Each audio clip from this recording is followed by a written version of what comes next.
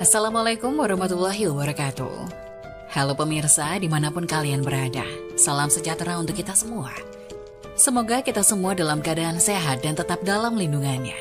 Kali ini saya akan membawakan cerita inspiratif dan menarik yang sayang untuk dilewatkan. Semoga kisah ini bisa memberikan manfaat dan pelajaran untuk kita semua.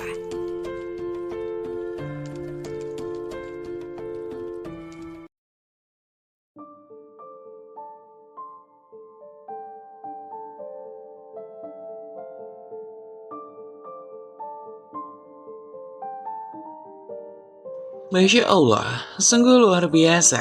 Inilah kisah nyata jenazah istri solihah. Assalamualaikum warahmatullahi wabarakatuh.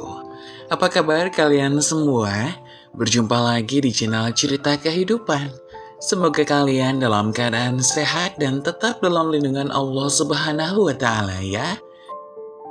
Kali ini channel Cerita Kehidupan akan membahas tentang kisah nyata seorang jenazah istri solehah.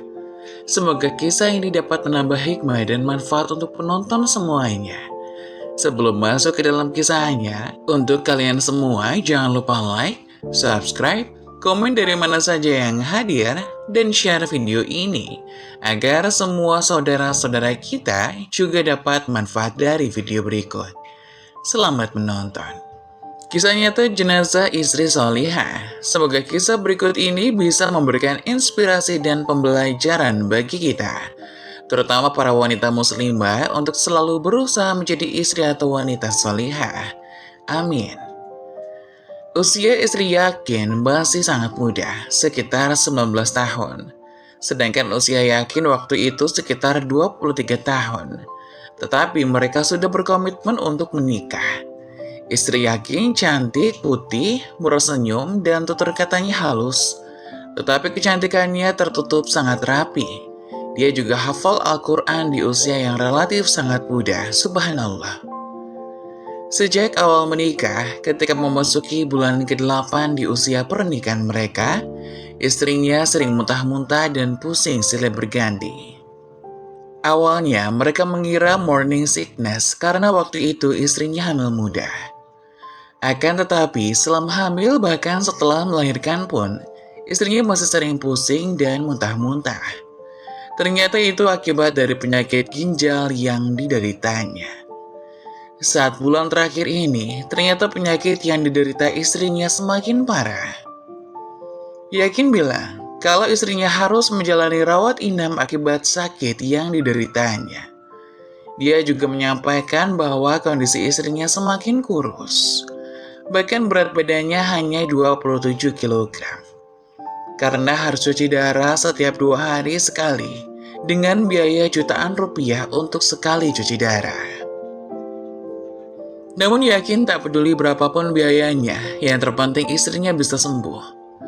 Pertengahan bulan Ramadan mereka masih di rumah sakit, karena selain penyakit ginjal, istrinya juga mengidap kolesterol.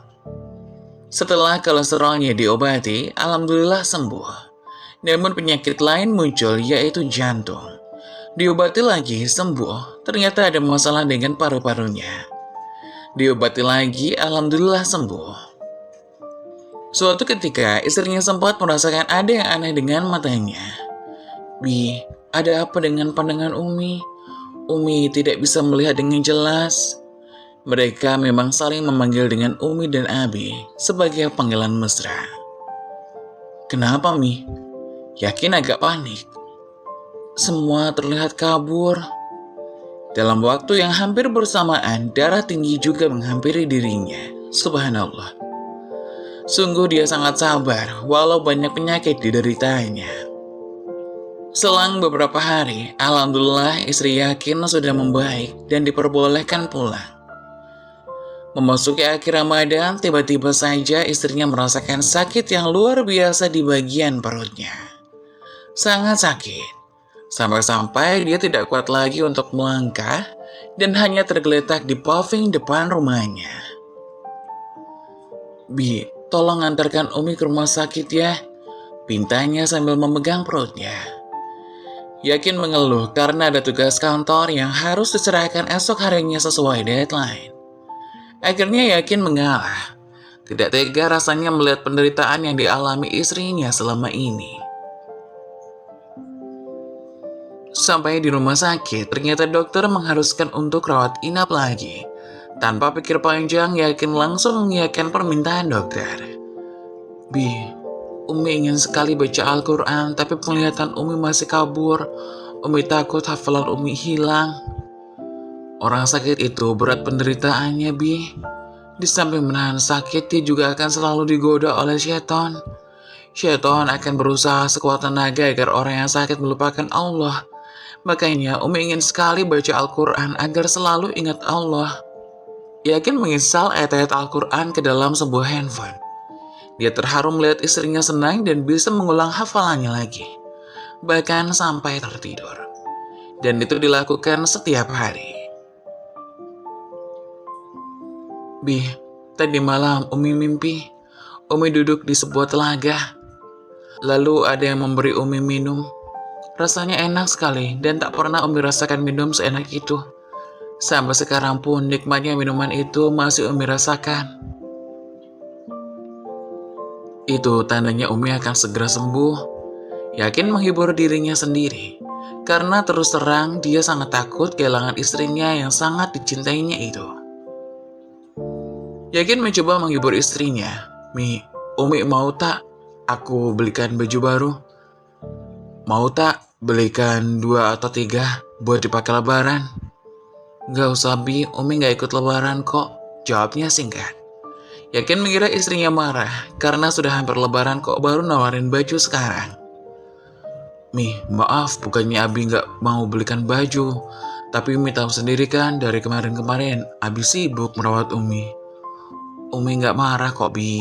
Cuma Umi gak ikut lebaran, gak apa-apa kok Bi. Oh ya Mi, Abi beli obat dulu untuk Umi ya. Setelah cukup lama dalam antrian yang lumayan panjang, tiba-tiba dia ingin menjenguk istrinya yang terbaring sendirian. Langsung dia menuju ruangan istrinya tanpa menghiraukan obat-obat yang sudah dibelinya. Tapi betapa terkejutnya dia ketika kembali. Banyak perawat dan dokter yang mengelilingi istrinya. Ada apa dengan istriku? Tanyanya dengan setengah membentak. Ini Pak, infusnya tidak bisa masuk meskipun sudah saya coba berkali-kali. Jawab perawat yang mengurusnya. Akhirnya tidak ada cara lain selain memasukkan infus lewat salah satu kakinya. Alat bantu pernafasan pun langsung dipasang di mulutnya. Setelah perawat-perawat itu pergi, Yakin melihat air mata mengalir dari mata istrinya yang terbaring lemah tak berdaya. Tanpa terdengar satu patah kata pun dari bibirnya. Bi, kalau Umi meninggal, apa Abi akan mendoakan Umi? Pasti Mi, pasti Abi mendoakan yang terbaik untuk Umi. Hatinya seakan berkecamuk. Doanya yang banyak ya Bi. Pasti Umi, jaga dan rawat anak kita dengan baik.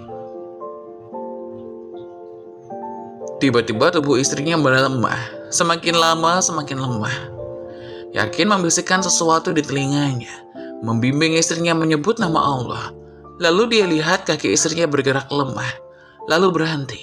Lalu perut istrinya bergerak, lalu berhenti. Kemudian dadanya bergerak, lalu berhenti. Lehernya bergerak, lalu berhenti. Kemudian matanya. Dia peluk tubuh istrinya. Dia mencoba untuk tetap tegar. Tapi beberapa menit kemudian air matanya tak mampu ia bendung lagi. Setelah itu, Yakin langsung menyerahkan semua urusan jenazah istrinya ke perawat. Karena dia sibuk mengurus administrasi dan ambulan. Waktu itu dia hanya sendiri. Kedua orang tuanya pulang karena sudah beberapa hari meninggalkan cucunya di rumah. Setelah semuanya selesai, dia kembali ke kamar menemui perawat yang mengurus jenazah istrinya. Pak, ini jenazah baik, kata perawat itu.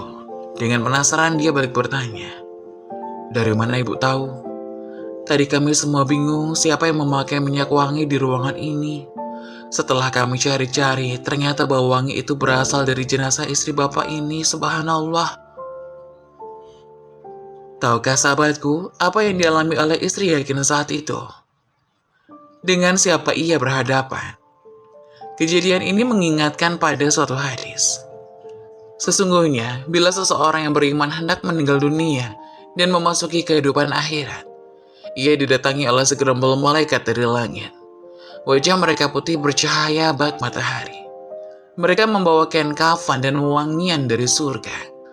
Selanjutnya mereka akan duduk sejauh mata memandang dari orang tersebut. Pada saat itulah malaikat maut alaihi salam menghampirinya dan duduk di dekat kepalanya. Setibanya malaikat maut, ia segera berkata, "Wahai jiwa yang baik, bergegas keluar dari ragamu menuju kepada ampunan dan keridhaan Allah." Segera ruh orang muslim itu keluar dengan begitu mudah, dengan mengalir bagaikan air yang mengalir dari mulut kucing. Begitu ruhnya telah keluar, segera malaikat maut menyambutnya. Dan bila ruhnya telah berada di tangan malaikat maut, para malaikat yang telah terlebih dahulu duduk sejauh mata memandang, tidak membiarkannya sekejap pun berada di tangan malaikat maut. Para malaikat segera mengambil ruh orang mukmin itu dan membungkusnya dengan kain kafan dan wangian yang telah mereka bawa dari surga. Dari wangian ini akan tercium semerbak bau harum, bagaikan bau minyak misik yang paling harum yang belum pernah ada di dunia. Selanjutnya para malaikat akan membawa rohnya itu naik ke langit. Tidaklah para malaikat itu melintasi segerombolan malaikat lainnya, melainkan mereka akan bertanya, "Ruh siapakah ini? Begitu harum." Malaikat pembawa ruh itu pun menjawab, "Ini adalah arwah Fulan bin Fulan, disebut dengan namanya yang terbaik yang dahulu semasa hidup di dunia ia pernah dipanggil dengannya." Hadis riwayat Imam Ahmad dan Ibnu Majah. Sungguh sangat singkat kebersamaan kami di dunia ini. Akan tetapi dengan banyak bekal yang dia bawa pulang, biarlah dia bahagia di sana. Air mata pun tak terasa mengalir deras dari pipi yakin. Subhanallah, Allahu Akbar. Itulah kisah jenazah istri solehah. Semoga kisah tadi dapat memberikan hikmah dan manfaat untuk penonton semuanya. Jangan lupa like, subscribe video ini, agar tidak ketinggalan info-info bermanfaat selanjutnya. Sekian dari kami, terima kasih. Wassalamualaikum warahmatullahi wabarakatuh.